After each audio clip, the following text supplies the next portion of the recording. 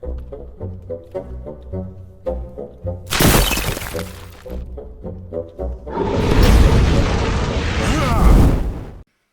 everybody, it's me, Riffraff Hornhelm, and I'm back again with another presentation from the Dwarven Vault. And today we have a review.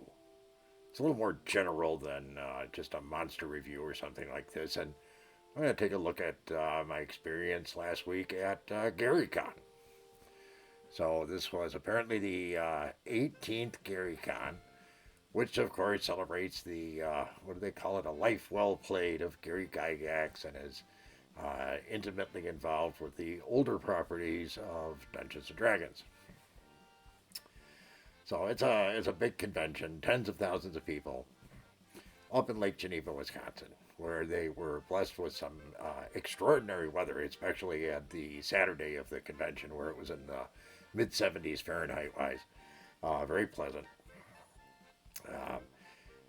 So let's talk a little bit about GaryCon.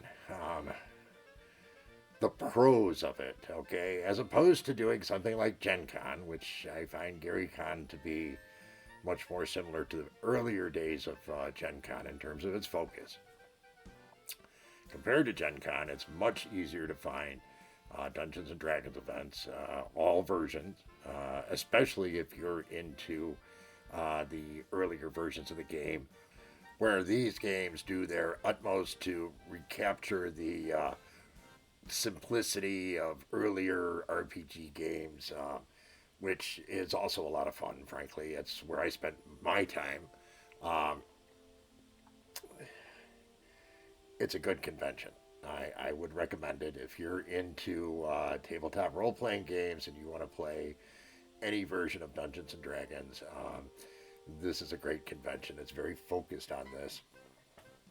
The facilities are adequate for what's going on. It's a smaller scale convention compared to something like Gen Con, the what do they call it, the exhibition hall, which, or the huckster room as I refer to it, is something that is much smaller than what's at Gen Con, and the products are very focused on Dungeons and Dragons related games and accessories and so forth.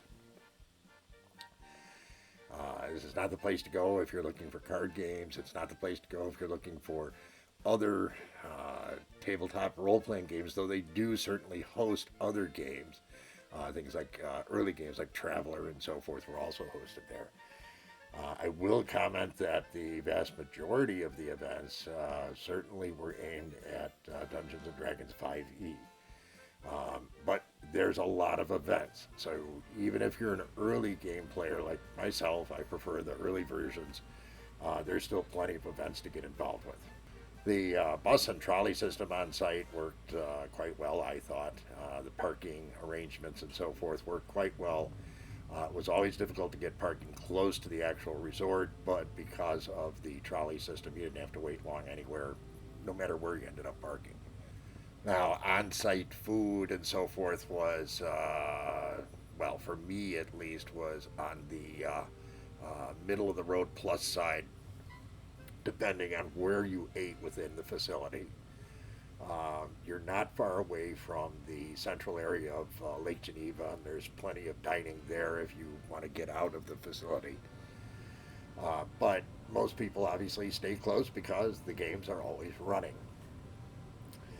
Now, I didn't spend any time actually playing 1E while I was there, but I did play in 3 other systems that I quite enjoyed. And the 3 systems that I ended up playing in was Castles and Crusaders, which is takes a lot of the very last stuff that Gary Gygax wrote and uses it as fundamental to their game system. That was enjoyable. I also played Shadow Dark, which has an interesting twist on the game in the sense that you have a timed amount of light based on using more mundane sources of light. It's an interesting system. It's one I would recommend people take a look at. And then, what was a classic dungeon crawler, which that was a hoot.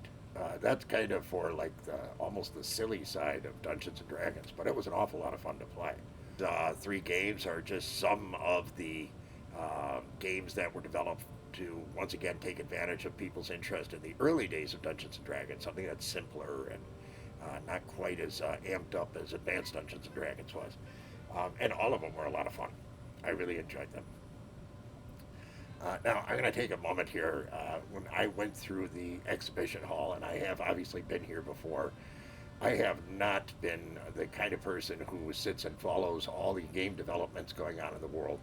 Though there are tons of tools to allow you to do this, my interest level is generally not there. I'd rather go and play and develop dungeons than I would read about and try necessarily tons of different gaming platforms. But fortunately, I have a son. And this son likes to do all of that.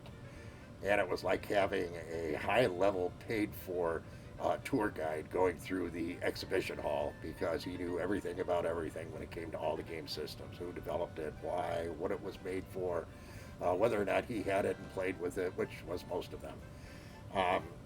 Amazing. So if you ever need a good tour guide for GaryCon or something like that, hit me up. I got the perfect dwarf for you. It was an awful lot of fun. It is a daily driver for me. I do not have to stay at the convention because it is near to where I dwell. And I can only say from my standpoint, well, hey, 2 horns up, okay? That was well worth it. I recommend it if you have the time, ability, funds, all that kind of stuff to join in next year. By all means, do so. So, that's my view of GaryCon. I hope you found it interesting, illuminating, all that kind of good stuff. If you did, well, hey, give us a like. Consider going to GaryCon next year. Comments, let me know. Otherwise, I want to thank you so much for your very kind support. Thank you, and we look forward to seeing you again here on the Dwarven Vault. Remember, dwarves rock! So join us here on the Dwarven Vault, where we're always on the cutting edge.